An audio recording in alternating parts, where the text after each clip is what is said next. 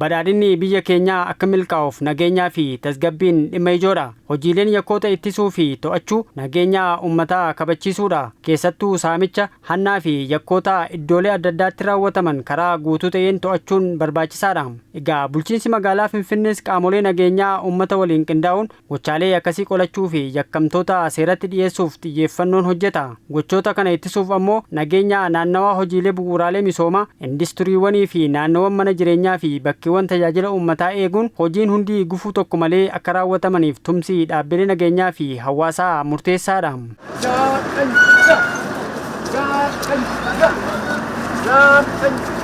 Kanuma bu'uura godhachuun akka magaalaa Finfinneetti waggootan 5 darbaniif gaachanni sirnaa qaamolee waloo nageenyaa ta'anii akka tajaajilanii fi qajeelfamnii fi dambiin bulchiinsa magaalaan tumame hojiitti seenanii nageenya naannoo isaanii eeguu irratti argamu.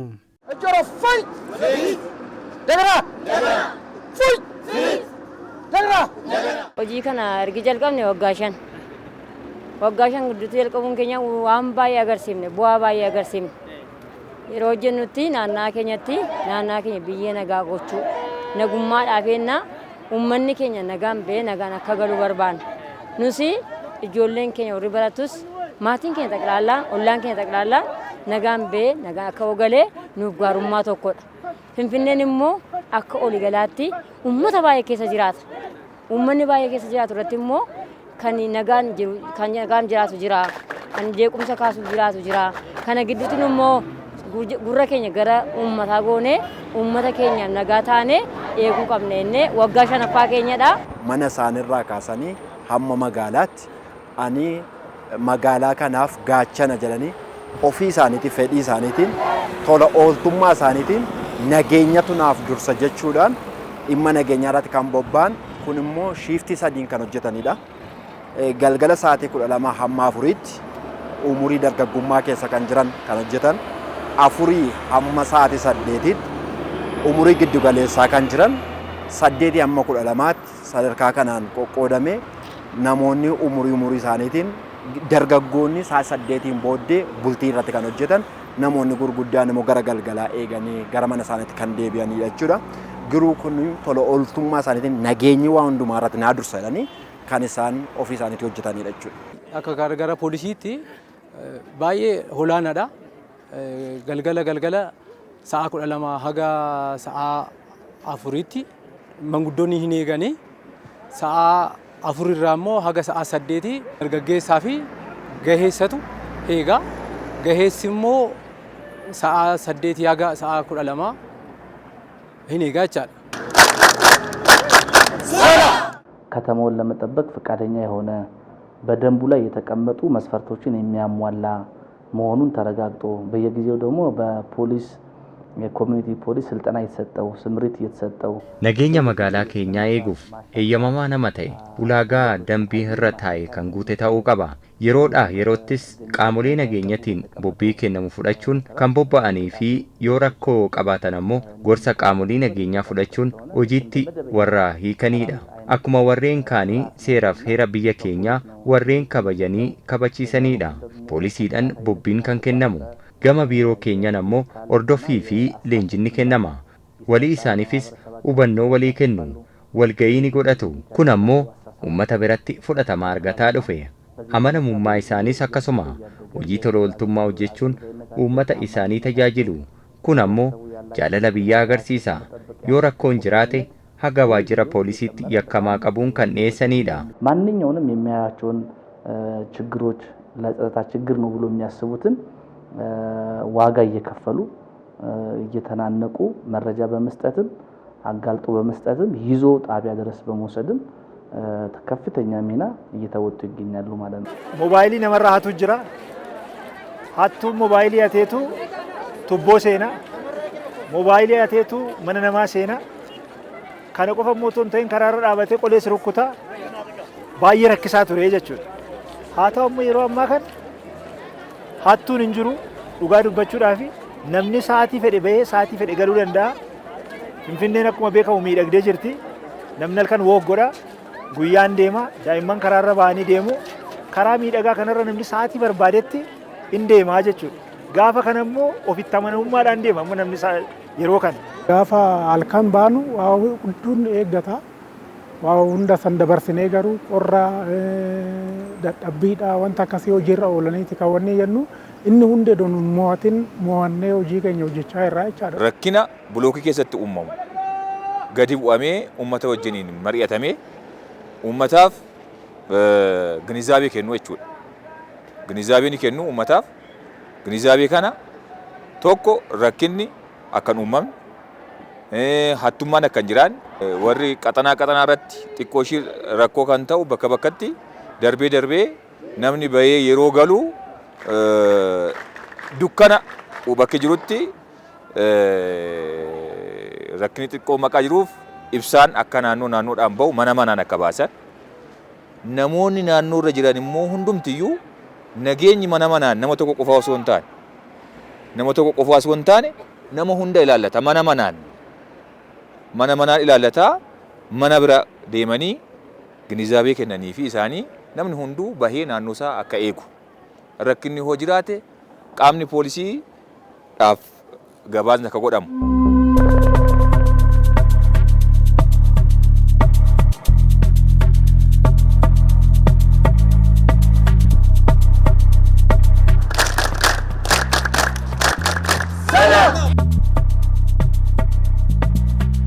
Hojiin nageenyaa hojii uummataan hojjetamudha. Yakkaa fi saamicha akkasumas hanna xiqqeessuuf fedhiin hojjetu. Yeroo bobbii halkan guutuu bakka sadiitti wal qooduun bobbii fudhatanii bobba'anii kan hojjetanidha. Gaachanni sirnaa akka magaalaa Finfinneetti tooftaa hojii 24/7 hojiitti warra hiikan keessaa isaan hangafa. Dur saami jira, hanna jira, mana cabsuu jira, dubartoonni nagadanii ala ba'anii galuun jiru. Moobaayilii isaaniitti fudhatamaa ulfaataa ture nagaan galuun hin jiru. Amma immoo edda kun dhufee nagaan rafnee nagaan rabbi keenya galateeffanneeti nagaan ollee galuu edda kun dhufee sirriitti galateeffannaa. Hojii uummataaf hojjetamu hojiin kun jechuudha. Kanarraa kaasee hojiilee baay'eetu hojjetama. Tokkoffaa nageenya kutaa magaalaa keenyaa akkasumas nageenya magaalaa keenyaa eeguu keessatti hojii guddaa hojjetamaa jira. Nageenyuma kana eegsisuu irratti inni guddaan nageenyi kan kootedhani warra fudhatanii. Nageenyi kan kootedhani eega fudhatanii booddee immoo uummata kana biraan gahuudhaaf guyyaatti uummata keessaa filamanii nageenya kana eegsisuu irratti dirqama tokko malee manni koo nagaa yoo ta'e naannoon koo nagaadha. Naannoon koo nagaa yoo ta'e immoo magaalaan koo nagaadha jedhanii amanamummaa kanaatiin uummata keessa galee qaama tokko duwwaa miti. Yoo xiqqaate mana tokko keessaa nama 2-3 irratti hirmaata. Dargaggeessiin hirmaata mana tokko keessaa, harmootiin hirmaatu, namoonni guddaan abbootiin hirmaatu. Mana tokko keessaa shiftii adda addaatiin yoo hirmaatan iyyuu uummata hundumaa bira gaheera. Kana keessatti immoo iddoo sanatti yakka hojjechuuf namoonni fuula haaraa yoo arganii dafanii qaama jiruuf eeruu laachuudhaan kun bor miidhaan kun narra gahaa jedhanii hordofuudhaan fedhii isaaniitiin eeruu qaama barbaachisuuf kennaa. Nageenya naannoo isaanii eegsisuudhaaf uummati kun ofii isaatii nageenya isaa eegsisuudhaaf kan ka'edha jechuudha. Qaama balleessu tokko argan odduma sanatti waraqaa eenyummaa kennameefiira. Waraqaa eenyummaa isaanii agarsiisaniitti qaama kanarraa dhumne qaamni poolisii agar dhufutti asii deemuu hin dandeessu jedhanii poolisiidhaan eegsisu. Poolisiidhaaf eeruu erga kennanii booda poolisii eegsisu poolisiin erga dhufee poolisii wajjin qabanii gara waajjira poolisii deemanii dhimmi sun waajjira poolisiitti qulqullaa'aa jechuudha. Butanii kaachuun silkii namaa kiisii namaa seenuun hattuu baay'ee ture. Hamma garuu muluu bamuluu dhaabateera jechuun hin danda'ama. Balaa abiddaa ta'uu danda'a. Balaa uumamaa ta'uu danda'a. Rakkoo uumamu irratti baay'ee interfeer godhu jarri. Rakkoo sana waliin qooddataniiti dafanii qabanii qaama nageenyaatti dhiyeessu. Qaamni nageenyaa immoo waan isaan amanuuf uummanni waan isaan amanuuf wanti isaan jedhan sirriidha jechuudha. Haalli nageenyaa kun salaam saraawitiin raayyaan nageenyaa erga filatamee as aanaa kanatti nu gale nageenyi uumamaa jira aanaa kanatti jechuudha. Duratti utoo kun dhufin bara 2014tti raayyaan nageenyaa kun salaam saraawitiin gandasaa wannoo kana akka eegu filatamee asitti hojjetaa bahee ergasii edda kun hojii kun erga jalqabame bakka namni nageenya argameera. Rakkoon gaafa uumamu kana dura namni gara waajjira poolisiitti fiiga. Bakka qaamni nageenyaa jiru iyyafateetu fiiga. fagaachuu danda'a, bilbila hojjechuu dhiisuu danda'a, rakkoo adda addaatu jira. Amma rakkoon tokko yoo uumame asuma ollaa isaatti mata. Walitti himu jira. Gaafa walitti himan immoo walitti dhufeenyi isaan poolisii wajjin qaban immoo baay'ee walitti hidhataadha. Kanaaf rakkoo amma uumame daqiiqaa tokko keessatti qaama barbaadu bira gahaa jechuudha. Dirqama poolisii barbaaduun naqanii rakkoon uumamnaan qabanii ofii isaanii qabanii seeratti dhiyeessu. Ijoolleen amma salaam saraadhaan qindeessinee gara hojiitti bobbaafne kun uummata keessaa bahanii akkuma jettu hojii uummataa hojjetu. Tokkoffaa yeroo hojiitti bobba'an iddoo isaan itti bobba'an irratti keessumaatti bilookii isaan qabatanii hojjetan irratti rakkoolee nageenyaa uumaman kaminuu biraan darbanii isa immoo tasgabbeessuu keessatti namoota immoo yakka keessatti gocha yakkaa keessatti argaman akka gara seeraatti dhiyaatan gochuu irratti kanaafi wanjaloota garaagaraa hojii kashlabbummaa garaagaraa xinneessuu irratti hojii guddaa hojjechaa jiru jechuudha. Uummata kun waan seera qabu barsiisee waan hubannaa qabu qulqullinni akkamitti qulqulleeffachuu qabna, ganda keenya akkamitti eeggachuu qabna, ofiif akka abbaa taanee akkamitti naannaa keenya eeggachuu qabna, akkamitti maabiraatii kana baafnee attuu ofirraa eeggachuu qabna jennee yeroo baay'ee uummata keenya amma uummanni keenya galeeraaf. Namni yakka raawwate tokko yakka jalaa baqatee bahuu hin danda'u. Odoo isaan jiraatanii hoo isaan didee isaan irra darbee deemuu ta'e itti iyyanii hin bilbilanii poolisiidhaa bilbiluu poolisiin immoo qaama garaagaraatii bilbilee qaxanaa keessatti akka qabamu taasisu qaba. Gooxii garaagaraa irratti ramadamee maqaan jiru poolisiin reediyoodhaan hin ibsaa fi reediyoodhaan gara namichi itti goleessuun isaan ni hordofu. Makiinaan illee yoo ta'e bahuu hin danda'u. Baay'ee makiinaadhaan bahuudhaaf yaalii godhaniiru bahuu hin dandeenye ni qabamu. Asii araadaarraa hobaan gulallee keessatti qabamu. Gulallee keessaa hobaan araadaa keessatti qabamu. Lammii kuraa keessatti qabamu. Qaama kanaatiin information isaan kennan gahaadha. Gahaa osoo hin taane immoo ofiisaatii wajjin hirmaatanii qaama nageenyatti ni dhiyeessu. Qaamaan yakka inni raawwate seeraan akka gaafatamu seeraan taasisaa jiru jechuudha. Namoonni dhuganii dhufanii jiranii namoonni immoo itti bakka sifaalessuudhaaf namoonni deemu hin jiru beektaa wanta kana namoonni hundi immoo itti ija tokkoon hin ilaalu hojii kana. Maaliif waa biraa akka waan nama biraa hojjetu tokkotti ilaala amma garuu baramaa waan dhufeef hunduu bakka harka isaanii wanni jedhanii nurraa fudhachaa jiru jechaadha hojicha malee dura hedduun nu mudachaa ture rakkina gurguddoon nu mudachaa ture namoonni gaafa sakatta'umsaaf gaafa tole siin jedhanii seeratti siin galanii seeratti dubbisanii akka waa ta'ee tokkotti ilaalu waa san hunda garuu nuti tasgabbiidhaan dabarsaa turre jechaadha uummataan adda walitti hin bu'in. Uummata keessatti fudhatama qabu. Qaamolee nageenyaa biratti fudhatama qabu, nu biratti fudhatama qabu. Nutis immoo isaan kana gahoomsuudhaaf immoo callisneetuma galgala dhufnee jabaadhaa jennee deemnaa miti. Yerootti kan isaan barbaachisu.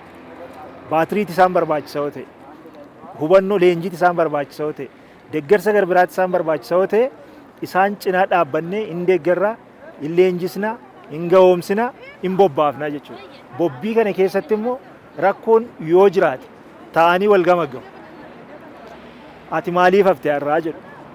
Rakkoo qabatamaatiin hin hafne taanaan akka dambii baratanitti akka gara fuulduraatti sirraa'anii rakkoo isaanii kanarraa baratanii deebi'aniif wal gorsanii wal dheekkamaniitu asirraa baradhu jedhaniiti tarkaanfii walirratti fudhatu jechuudha. ከ80 እስከ 85% ወጣት ብቻ እንዲሆን ለማድረግ ሞክረናል።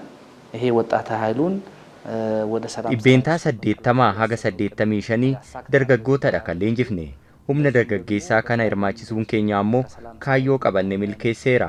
Akkasumas ammoo namoota gurguddoo tajaajilaa turan dabalatee akkaataa fedhii isaaniin geggeessaa taasifnee fi warreen haaraa leenji'an kanaan bakka buusneerra. ምክንያቱም የሚጓደሉ የሰላም ሰራዊትን መተካት ስለሚያስፈልግ እነሱንም ለመተካት ጭምር ነው ስልጠናውን ያደረግነው።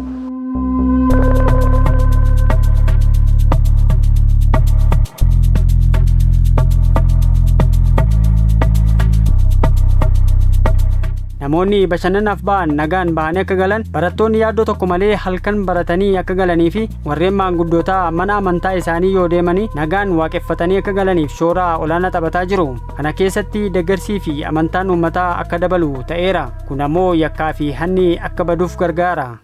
Yakka qindeessuu irratti namoota hirmaatan, yakkoota qindaa'an fi akkasumas yakka hir'isuu irratti hojii gurguddaatu hojjetamaa jira jechuudha. Kana irratti uummanni itti quufinsa qaba dhugaa dubbachuudhaaf haala gaariidhaan kaasa akka ciman akka itti fufan akkasumas waan qabaniin duukaa dhaabatuudhaan iddoo isaan irranii intini jedhanitti baay'eef duukaa jechuudha. Dhimma nageenyaa kan abaluun jedhamu hunda keenya nu ilaallata waan ta'eef nuti halkanis guyyaas iddoo jirru irratti hojii kana cimsineetu hojjennee nageenya uummataa eeguudhaaf iddoo kanatti kan gurmoofnee jirru. Nageenya kana gaafa eegsisanii sa'aatii tokko hanga 4 eewu kan bobba'u attendaansii qabu.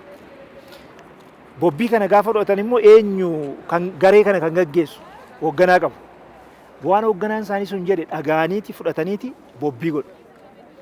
Waan hojjetaa turan sana immoo gaafa sa'aatiin 4 ga'u dhufaniitu gamaggamaniiti sa'aatii 4tti dhufanii warra harkaa fuudhanitti dabarsanii kennu. Isaan sa'aatii 4 sun immoo isaanirraa waan fudhataniiti hojii hojjetan kana sa'a 8tti dabarsanii garee gara biraatti laatu. Hojii ture, gaarii ture, hanqina ture isaanitti maniitu sa'a 8tti dargaggeessa harkaa fuudhee qaamolee nageenyaa gara biraa wajjin amma lafi bari'utti hanga sa'a 12tti hojiitu hojjetamaa jechuudha. Finfinnee keessatti sa'aatii 7:24 inni jedhamu dhuguma qabatamaan lafarra jira jechuudha. Warri mana amantaa deeman mana amantaa isaanii deemanii maanguddoonni deemanii nagaadhaan akka galan, dubartoonni hojiidhaan sa'aatii malee bahan, sa'aatii gargareessanii sa'aatii 5 sa'aatii 6 illee bahan siqiqqii malee nutti galgalaa'e jedhanii sodaadhaan hin bahan. Rakkina gurguddoon nu mudachaa ture. Namoonni gaafa sakatta'umsaaf gaafatti tole siin jedhanii seeratti siin galanii seeratti dubbisanii akka waa ta'ee tokkotti ilaaluu waasan hunda garuu nuti tasgabbiidhaan dabarsaa turre jechaadha. Uummataan walitti hin bu'in.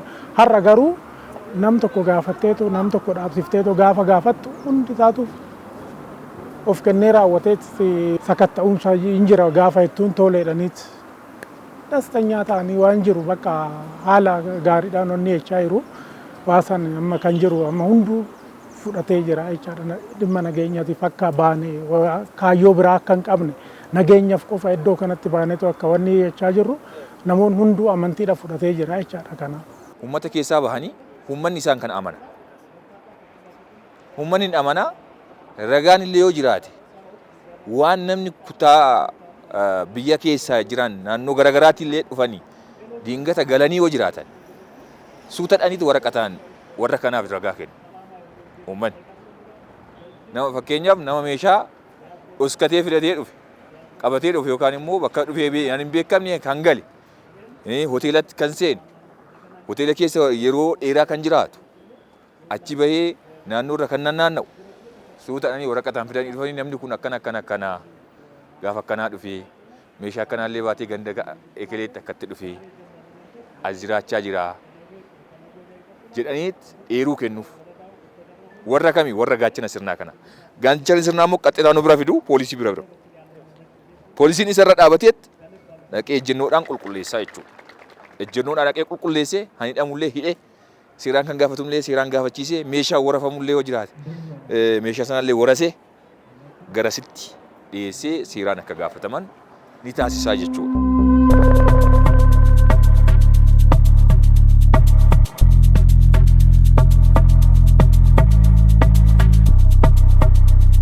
Qindoominni magaalaa Shaggar waliin jiru sadarkaa olaanaa irraa hanga gandaatti wal hubannoon kan hojjetamudha. Namni mirga bakkaa bakkatti imalee jiraachuu akkuma danda'u tokko akka tasaa yakka yoo dalagu tokko ammoo yakki irratti dalagamuu mala. Kana gidduutti wal dhabdeen yoo jiraate gara magaalaa Finfinneetti yookaan gara Shaggaritti miliqanii jiraachuun akka hin danda'amneef qindoominni kun murteessaadha. Kana keessatti gaheen gaachana sirnaa gamlachuu olaanaadha. ከሸገር ከተማ ጋራ በሃይ ሌቭል ጀምሮ እስከ ሎካል እስከ ወረዳ ድረስ እስከ ክፍለ ከተማ ድረስ ከአጎራባች የሸገር ሲቲ ክፍለ ከተሞች እና በማዕከል ደግሞ እንደ ከተማ የቅንጅት magaalaa Shaggar waliin walii galteen waliin hojjechuu qabna. Sadarkaa olaanaa irraa kaasee haga gandaatti wal hubannaan hojjenna. Kutaalee magaalaa waldaangessan irratti akkaataa yakka ittisnuu fi waltumsinuu irratti qindoominaan hojjenna. Hooggantootni keenya gama lamaanuu wal bira deemuun marii ni taasisu. Ordoffii fi raawwii jirus ni ገመገሙ። የተሰሩ ስራዎችና ቅንጅቱ ያመጣቸው ውጤቶች በየጊዜው ይገመገማሉ።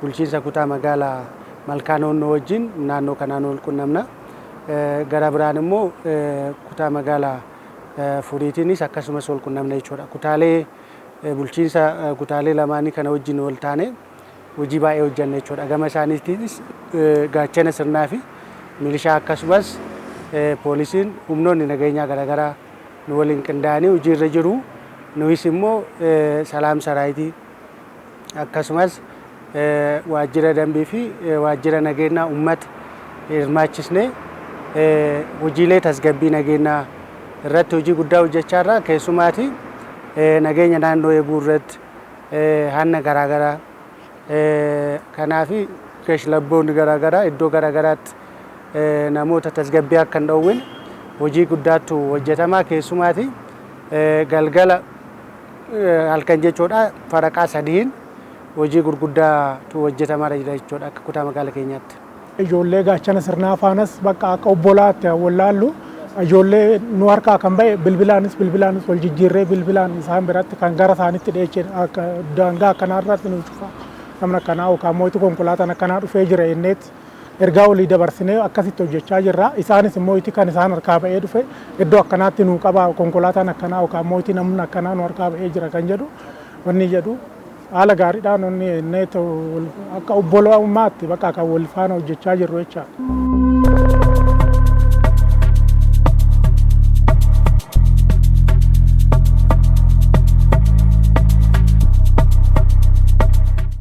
Finfinnee qulqulluu fi hawwattuu akka taatuuf erga bulchiinsa magaalaatiin mirkanaa'ee booda hojiilee halkaniif guyyaa hojjetamu keessatti hirmaannaan qaamolee nageenyaa olaanaadha. Keessattuu hojii misooma koriidarii halkan hojjetamu keessatti hirmaannaan gaachana sirnaa guddaadha. Hannii fi saamichi bakka hojii kanatti akka hin gaggeeffamneef dabareen hojjetu. Kun ammoo hojichi akka ariifatuu fi galma barbaadameef akka ga'uudha kan taasisu. Koriidariin kun gaafa hojjetamu jalqabaa koriidariin marsaa jalqabaa gaafa hojjetamu haaraa ture nama hundaafu namni innaa ture akkam maaltu ta'a jedheetu yaadaa ture.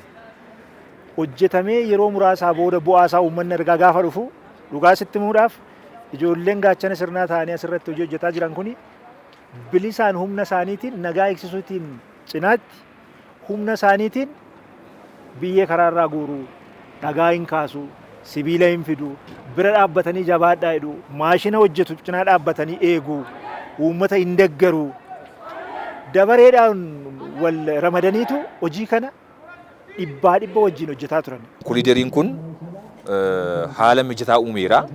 Inni sadaffaan gaachanni sirnaa kun naannoo irra maqaa jiruuf harkaaf harkatti qabaniiru. Fakkeenyaaf bakka hojiitii baatee gara mana ishii deemuu kan dandeenye deemuudhaaf kaate hattuun tokko harkatti qabachuudhaa dhaqee harkaaf harkatti qabanii poolisiitti kennan.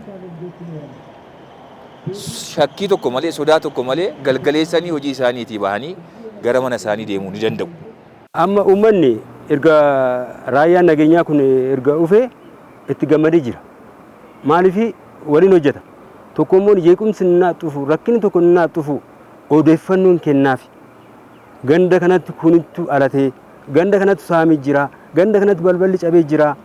Nageen jiru kana odeeffannoo haja kennaniif isaan immoo sirriitti itti ilaalaniit ganda sana qoratanii itti qaqqabaniit haala nageenyaa sana hubataniit gandi sun akka nagaa ta'u halkaniif guyyaa hojjechaa jiru jechuudha. Inni akkas miidhagde kana humna bahee qabeenya baheen alatti hin eegamu taanaan gatii hin qabu. In argitu sibiilli jira maalti jira infraastiraakchariin karaa kanarra jiru dhibbaa dhibbatti amma qaamolee nageenyaa gara biraa wajjin isaan wajjin eegamaa jira. Duraanattuun kuteeti fudhata. Tubboo keessa galee kutee fudhata. Rakkoo baay'eetu ture. Amma kana almost 99 rakkoon akkasii hin jiru. Yooma ta'ellee kan yaaliin akkasii jiraate harka harkatti qabaniitu dhiyeessu. Uummataa fi nuu fi miseensii fi mangistiin kun ol quunnamtii qabna. yeroo quunnamtii qabnutti gurri keenya gara mangistii jira, mangistiin immoo gara uummataa jira. Uummata keenyaa fi torbeetti buna dhugaatii kana kamisa buna keenya danfifannee uummata keenya waa'ee seera qabu hundumaa barsiisaa jira. Nagummaa isaanii akka isaan eeggatan. Namni mana kireessullee mana kana yeroo kireessu akkaataa akkamitti kireessuu qabu. Mangistii irratti haqee beeksisee kireessee mattaawaqaa isaas kennee isaanis kennanii mangistiidhaaf ejjennoo ta'anii uummata isaaniif akka eeganii waan tokko rakkoo irra lagee kara mangistii isaallee akka qaqqabamuu fi waan baay'ee barsiisaa jira. Duraanattuun kuteeti fudhata. Tubboo keessa galee kutee fudhata. Rakkoo baay'eetu ture. Amma kana almost 99 rakkoon akkasii hin jiru. Yooma ta'ellee kan yaaliin akkasii jiraate harkatti qabaniitu dhiyeessu. Bara kana keessatti ji'oottan 6 darban kana keessatti yeroo lama nu mudateera kun. Keebilii wayii kutuu yaalaniiru. Harkatti qabaniitu seeratti dhiyeessan. Amma to'annaa jala oolanii seeraan ilaalamanii adabbii argatanii mana murtii jiru ijoolleen sun. Kun bu'aa gaachana sirnaa kana. የኮሪደር ልማታችን እንደ አይናችን ብሌን በጣም የምንሳሳለት በጣም በልዩ ሁኔታ የምንጠብቀው Jilee misooma koriidarii bifa addaan eegumsa goona fi naannoo sanatti hojiin yakkaa kamillee akka hin raawwatamneef cimsinee eegumsa taasifna. Yeroo ijaarsas ta'ee erga xumuramee booda sirriitti eegumsi taasifama. Misoomni kun waan barbaadameef qofaaf akka ooluuf waan hojjetamuuf kanaaf gaachanni sirnaa kun sa'aatii 24 guutuu eegu jechuudha. ስለሚታይ እነዚህ ነገሮች እንዳይከሰቱ የሰላም ሰራዊቱ 24 ሰዓት እየጠበቀ ነው የሚገኘው። Amma nageenya amma jiru nageenya misha kan ta'e akkana magaalaa Finfinnee akka aanaa jahaatti misha kan ta'e namoonnis jiraataanis gaachanni sirnaas waliin ta'ee naannoo isaa kan eegu ta'uusaa isinii ibsuu barbaada. Leenjiiwwan hubannoo fi ga'umsa caasaalee nageenyaa dabaluudhaan caasaaleen nageenyaa hojii nagaa fi nageenya mirkaneessuu keessatti gama hundaan raawwii gaarii akka galmeessanii fi hojii kenna tajaajilaa gama nageenyaatiin hawaasni barbaadu bifa iftoominaa fi itti gaafatamummaa qabuun akka kennan gochuudha. Kanaan gaachanni sirnaa dambii ittiin bulmaataa fi haala qindoomina qaamolee nageenyaa irratti leenjii kennamuun akka magaalaatti haaraan hojii eegalanii jiru. Kun humna waloo waliin nageenya amansiisaa magaalaatti akka jiraatu taasisa. Amma kana dura akka kutaa magaalaa Araadaatti gara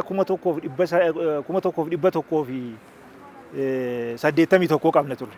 Gaachana sirna 700 leenjisnee namoonni 700 kuni leenjii gaa argatanii hubannoo gaa argatanii gara gaachana sirnaa 9,000 qabnaa jechuudha.